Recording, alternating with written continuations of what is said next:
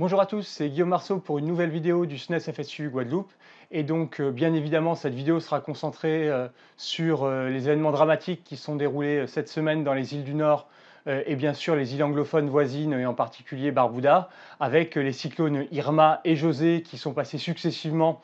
sur ces îles et ont fait des ravages gigantesques. Et donc, bien évidemment, au nom du SNES FSU Guadeloupe, on tient bien évidemment à apporter tous nos voeux et notre sympathie aux populations qui ont fortement souffert de cette situation. Et donc,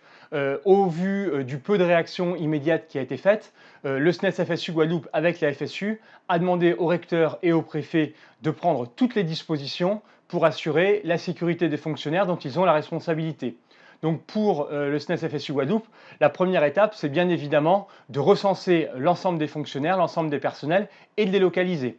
Une fois que ce recensement est fait, eh bien évidemment, il faut recenser la situation de ces personnes et leurs difficultés pour, bien évidemment, pouvoir leur répondre au plus vite et, le cas échéant, les rapatrier s'ils le souhaitent. Alors, bien évidemment, ça signifie que, en plus du numéro vert qui a été créé et en plus du mail qui a été mis en place par la préfecture et que vous avez à l'écran, eh bien, il est absolument nécessaire que le rectorat et ou la préfecture mettent en place sur Saint-Martin des permanences physiques pour que les personnels puissent se faire connaître, puisqu'on sait très bien qu'il n'y a pas d'électricité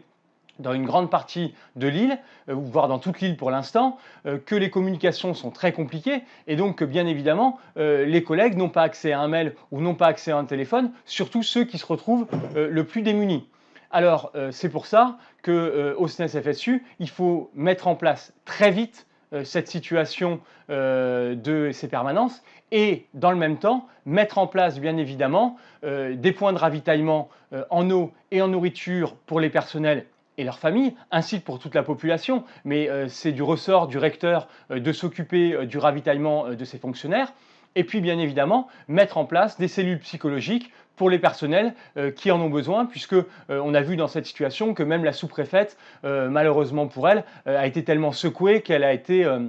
en grave difficulté psychologique suite au passage d'Irma. Bien évidemment, dans un second temps, il va falloir que le rectorat organise le rapatriement de toutes les personnes sous sa responsabilité qu'il demande, parce qu'il ne peut pas être question de laisser sur place des personnels en situation de grave difficulté. Ensuite, après cela, il est nécessaire que le CHSCT, c'est-à-dire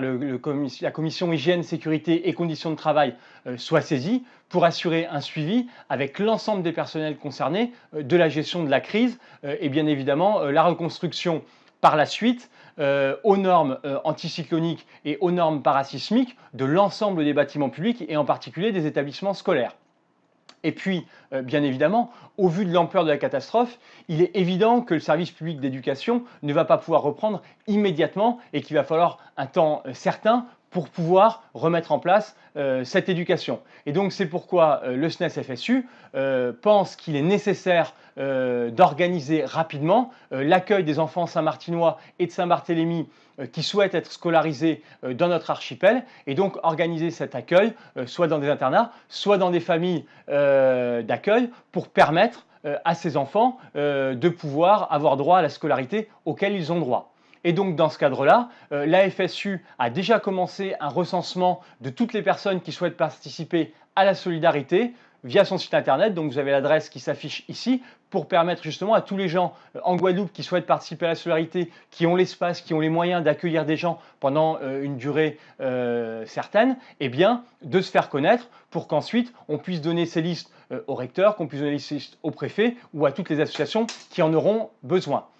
Et donc, bien évidemment, une fois encore, le SNES FSU adresse un grand fosse et courage à toutes les victimes de ces deux catastrophes et donc leur souhaite bien évidemment de pouvoir se remettre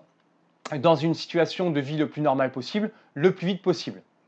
Alors, cette vidéo est maintenant terminée, mais bien évidemment, nous n'oublions pas l'actualité nationale et nous savons que dans le même temps, dans l'Hexagone, il y a une grande grève qui va être organisée à l'appel de la CGT, de Solidaires et de la FSU. Et donc, bien évidemment, la FSU Guadeloupe était prête avec le SNES FSU à s'y joindre, mais vu la situation dramatique dans les îles du Nord, nous considérons aujourd'hui que la solidarité passe bien évidemment avant toute autre chose.